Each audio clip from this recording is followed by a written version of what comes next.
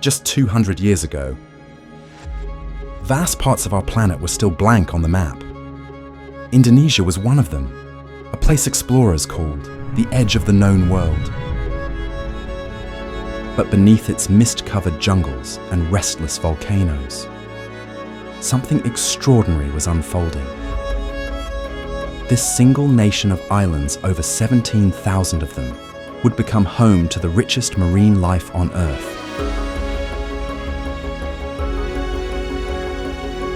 The oldest living cultures in Asia, and landscapes so raw they still defy science.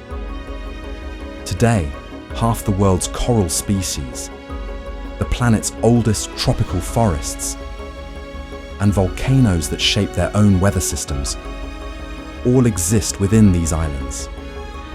But this paradise lives on a knife's edge, between creation and destruction, between preservation and loss. This is not just a journey through Indonesia's beauty. It's a journey through time, to witness how nature still writes the story of our planet's beginnings.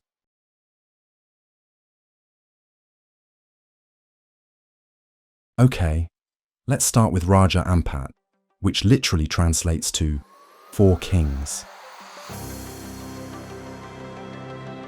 This place completely ruins other diving spots for visitors, and that's meant in the best way possible. Picture this. Divers find themselves underwater, surrounded by more fish than they've ever seen.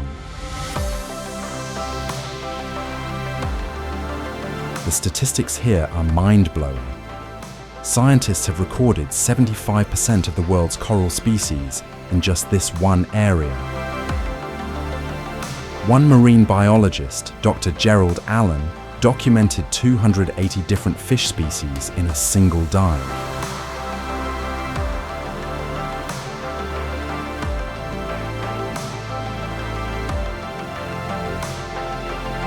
In 2017, a cruise ship called the Caledonian Sky ran aground here and destroyed about 13,000 square meters of reef. The company had to pay $1.2 million in damages. It really shows how fragile these ecosystems are. The good news? The reef is recovering faster than expected, according to marine biologists. Getting here isn't cheap or easy. You fly into Sorong, then take a boat. But when you're floating above coral gardens that look like underwater rainforests, watching manta rays glide beneath, you'll understand why people call this the crown jewel of the Coral Triangle. Visit between October and April for the best conditions, though honestly, even the worst day here beats the best day at most other dive sites. Mount Bromo at sunrise is the closest you'll come to feeling like you're on another planet. The journey starts at 3 a.m. driving through the sea of sand. And yes, it's literally a sand desert inside a volcanic caldera.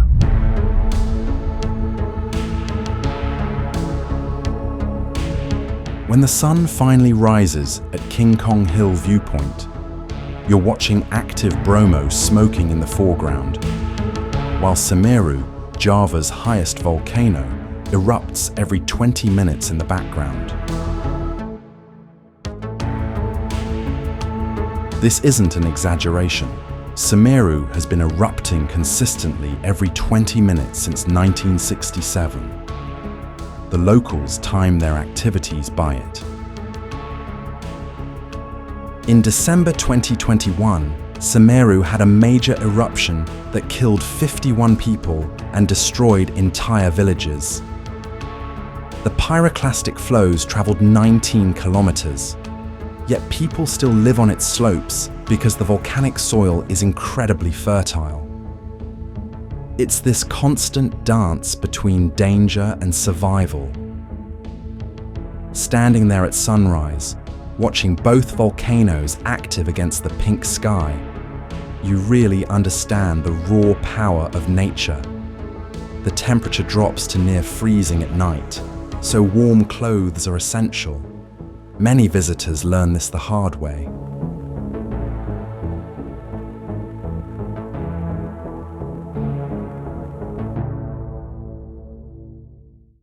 TUMPAK SEWU translates to 1,000 waterfalls, though it's actually more like hundreds of water streams creating a 120-metre semicircular curtain of water.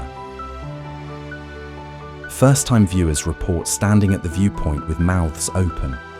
It's like nature decided to show off everything it could do with water and rock.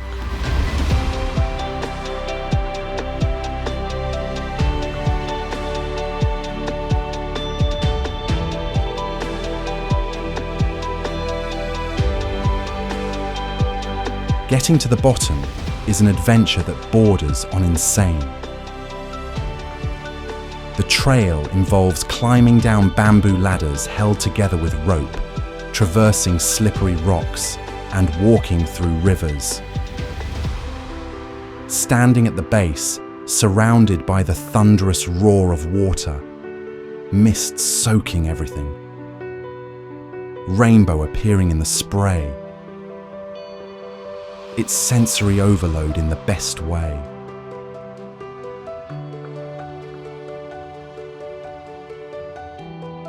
Here's what most people don't know. Behind the main waterfall, there's a cave you can explore. Local guides explain it connects to an underground river system that emerges 3 kilometers away. The waterfall is actually creating its own gorge, cutting backwards into the plateau at about 1 meter every 100 years. Geologists study it to understand erosion patterns. The power of the falling water creates its own wind system, which is why it's always misty and cool at the base.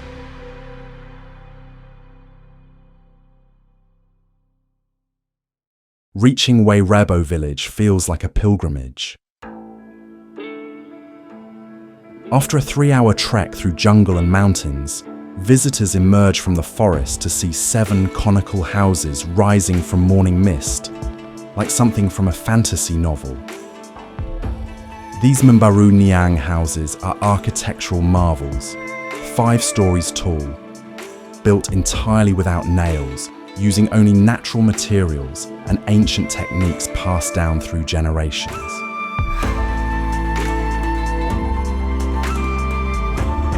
What's mind-blowing is these houses are earthquake-resistant. The conical shape and flexible bamboo construction allow them to sway without collapsing. They've survived earthquakes that destroyed modern buildings in nearby towns. UNESCO recognized this indigenous engineering genius in 2012. The newest house was built in 2017, taking the entire village 4 months to complete, using the same methods their ancestors used 2,000 years ago. Only about 1,200 people visit annually because getting here is genuinely difficult. No roads, no vehicles, just feet and determination. The village maintains this isolation deliberately. They've rejected multiple development proposals, choosing preservation over profit. As the chief tells visitors through translators, money comes and goes, but culture, once lost, never returns. Let's talk about coming face to face with a 3-meter Komodo dragon. Guides carry nothing but a forked stick for protection, which seems insane. But here's the wild part. These dragons are actually more afraid of that stick than you'd think. The locals have used this method for generations, and it actually works. What really surprises visitors about Komodo Island isn't just the dragons, though. Scientists discovered in 2009 that these creatures originally evolved in Australia, not Indonesia. They migrated here about 900,000 years ago when sea levels were lower. Female Komodo dragons can reproduce without males through something called parthenogenesis. In 2006, a dragon named Flora at Chester Zoo in England laid viable eggs despite never being with a male. The island itself is stunning. Pink Beach is one of only 7 pink sand beaches in the world. The colour comes from microscopic organisms called foraminifera, mixing with white sand. The diving here is insane too.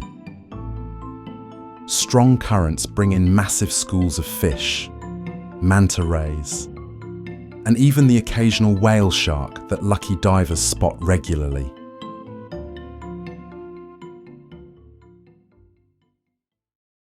NUSA PENIDA is where Instagram dreams come true, but also where reality hits hard.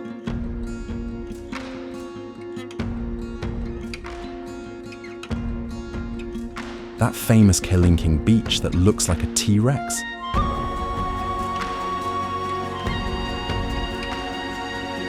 The view from the top is breathtaking, but the path down is a vertical nightmare of loose rocks and makeshift bamboo railings that will test your nerve.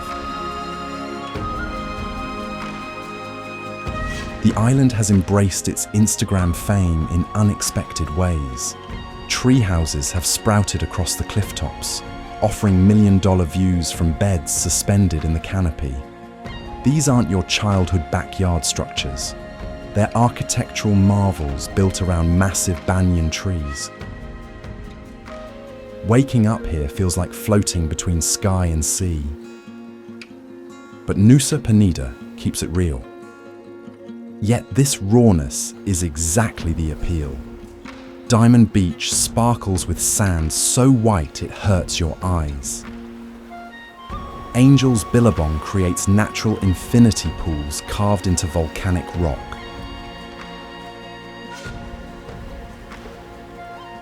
Broken Beach forms a perfect circle where waves crash through a natural arch.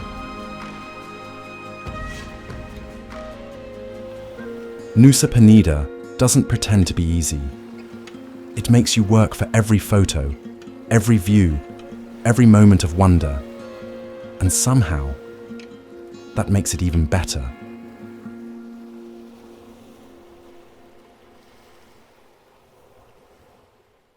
SEKUMPUL in North Bali is actually 7 waterfalls.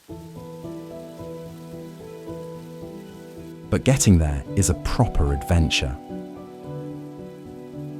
The 2-hour trek involves crossing rivers, hiking through jungle, navigating rice terraces, and descending stairs so steep people use their hands. By the time you arrive, you've earned this view. And what a view!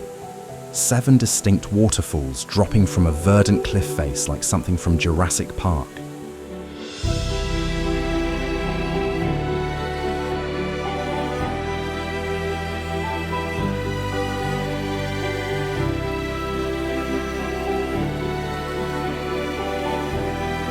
Each waterfall has different water sources, so they flow at different rates. During the dry season, some reduce to trickles while others keep flowing strong. The main falls are fed by natural springs, while others depend on rainfall. This creates an ever-changing scene. Regular visitors say it looks different each time. The tallest fall is about 80 meters, and the mist creates a perpetual rainbow in the afternoon sun.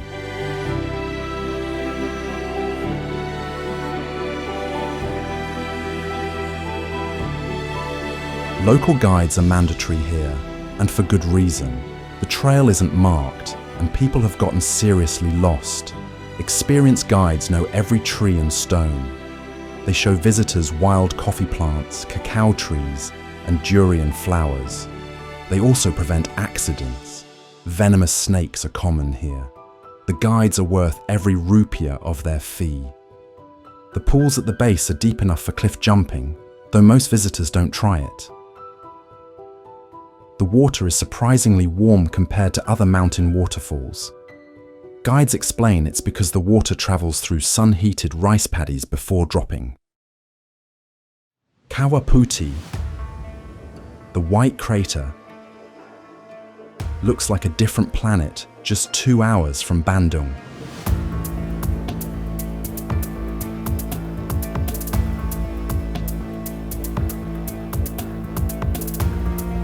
The lake changes colours like a mood ring. Turquoise in the morning, milky white at noon, sometimes green or even brown by evening. It's caused by sulfur reacting with sunlight and temperature, but knowing the science doesn't make it less surreal.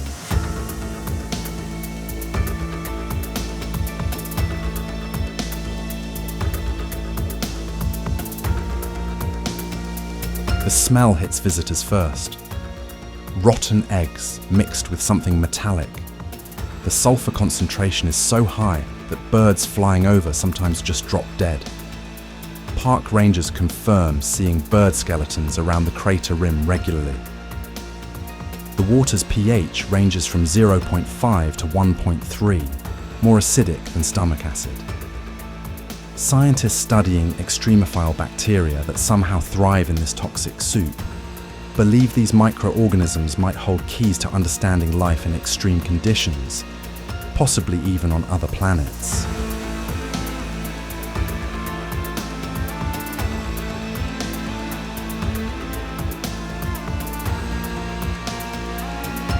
The white sand isn't actually sand, it's sulfur deposits.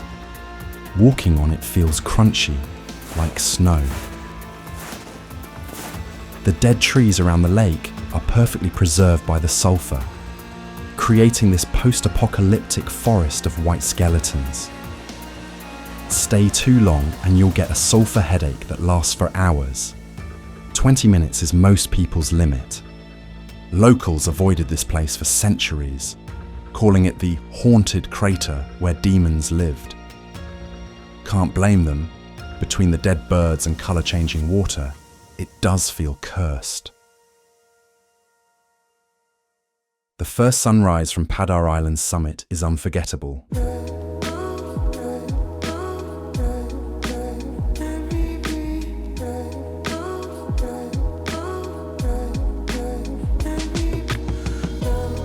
After a 30-minute hike that tests anyone's fitness level, visitors reach the top and stand speechless. 3 beaches, each with different coloured sand, white, black and pink, all visible in one panoramic view. It's like nature's showing off. The trek isn't technically difficult, but those stairs will get you. There are about 800 steps, and in the tropical heat, it feels like more. But here's what nobody tells you. The view changes dramatically depending on the time of day. Regular visitors report that morning light creates completely different colours than sunset. The pink beach glows almost red at sunset. Fun fact, PADAR Island used to have Komodo dragons, but they disappeared due to lack of prey. The island was actually a hunting ground for deer poachers in the 1980s, which disrupted the food chain. Now it's strictly protected, and the ecosystem is slowly recovering according to park rangers. The island sees about 500 visitors daily during peak season, which might not sound like much, but the viewing point is small. Travel tip from experienced guides: stay overnight on a boat and be the first ones there at sunrise.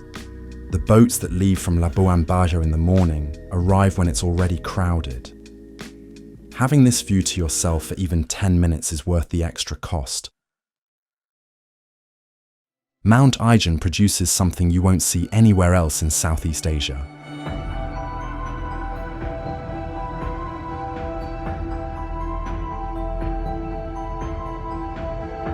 Electric blue flames that burn at 600 degrees Celsius. But here's the thing, it's not lava.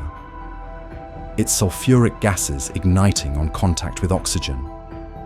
The flames can reach 5 meters high and are only visible at night. First-time viewers can't believe it's real, but the smell, imagine the worst rotten eggs multiplied by 1,000. The sulfur dioxide can literally burn your lungs if you're not careful. Experienced guides recommend proper gas masks, not just surgical masks.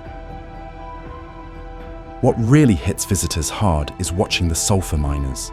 These men carry 70 to 90 kilogram loads of sulfur up from the crater twice a day, earning about $13. Their life expectancy is 50 years, significantly lower than Indonesia's average of 72. Many have respiratory problems and bent spines. The crater lake is the world's largest acidic lake, pH 0.5, which is stronger than battery acid. In 1976, 11 sulfur miners died when part of the crater wall collapsed, creating a tsunami of acid that swept through the mining area.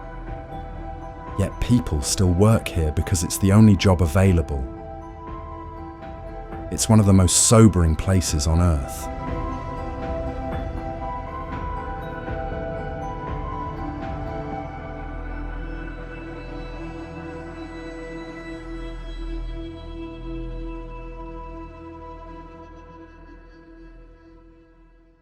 These twin waterfalls near Mount Rinjani in Lombok are legendary among locals.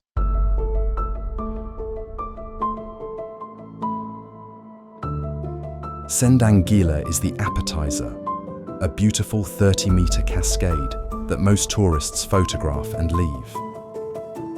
KELEP means flying pool in the local Sasak language. And when you see it, you understand. The water falls with such force that spray flies horizontally, creating a permanent mist zone 50 meters from the fall. Local legend says, bathing here makes you look a year younger for every minute you stay under the water. Most people manage 3 minutes before the pounding becomes too much.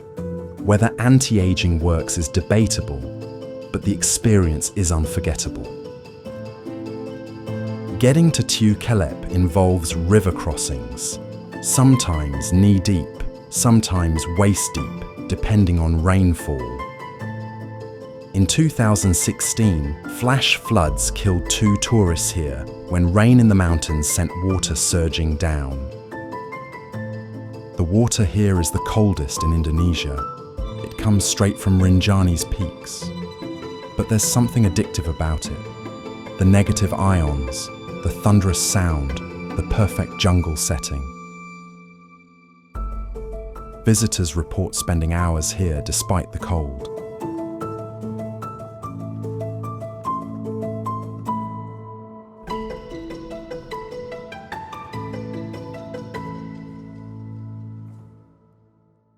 WAKATOBI completely changes perspectives on diving. The name comes from 4 islands, Wangi-Wangi, Kaladupa, Tomia and Binongko. And this place has the highest number of reef and fish species in the world. We're talking about 942 fish species and 750 coral species. The visibility often exceeds 40 meters, which is just ridiculous. Divers regularly spot pygmy seahorses here, smaller than a fingernail and perfectly camouflaged on fan coral. Dive masters often have to point them out multiple times before visitors finally see them. These creatures are found nowhere else in the world at this density. Marine biologists discovered a new species of pygmy seahorse here in 2008, proving there's still so much we don't know about these waters.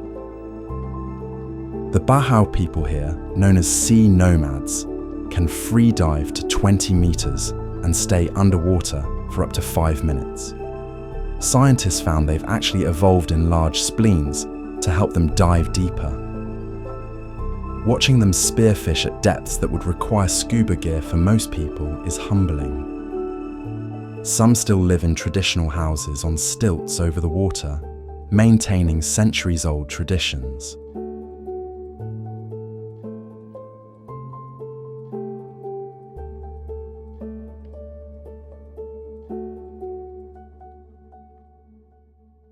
We've reached one of my favorite spots in all of Indonesia. SUMBA feels like traveling to Indonesia 100 years ago.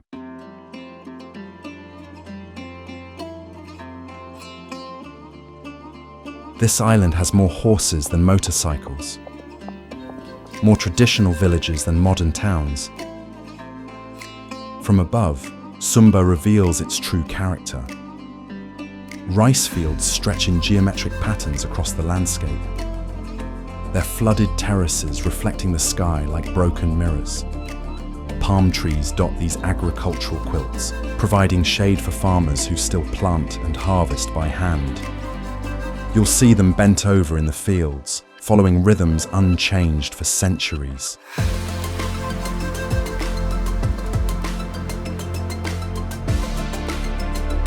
The coastline tells a different story. Ocean waves explode against limestone cliffs in endless assault, sending spray dozens of meters into the air. These cliffs have been carved into dramatic sculptures by millennia of waves. The drone footage captures what's impossible to see from ground level. The raw power of the Indian Ocean meeting ancient rock.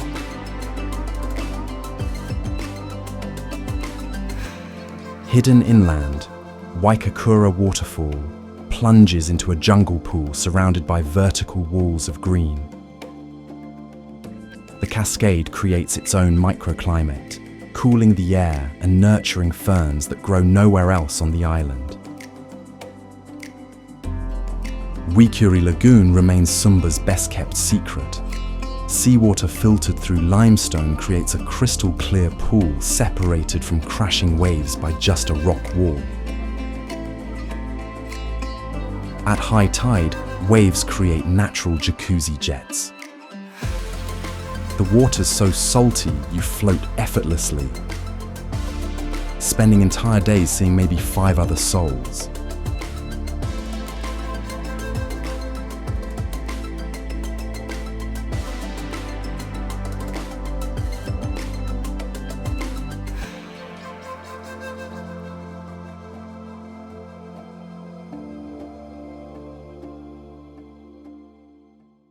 Lake Toba is the world's largest volcanic lake and the site of humanity's closest brush with extinction.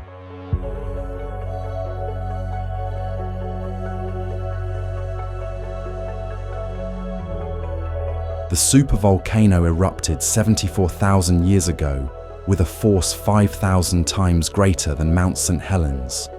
Scientists initially thought it nearly wiped out humanity, reducing our population to maybe 10,000 people. But recent studies from 2024 show humans actually adapted and thrived, developing new tools and hunting techniques right after the eruption.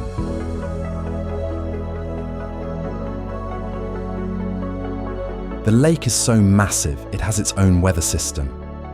Samosir Island in the middle is bigger than Singapore and has 2 lakes of its own. It's lakes within an island, within a lake, within an island.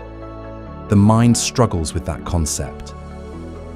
The water is 450 meters deep in places, and locals claim there are goldfish the size of cars in the depths. Some fishermen have blurry photos that make you wonder. The traditional houses with their dramatic curved roofs supposedly represent the horns of their sacred buffalo. The Batak people here have a saying, "If you haven't seen Toba, you haven't seen Indonesia."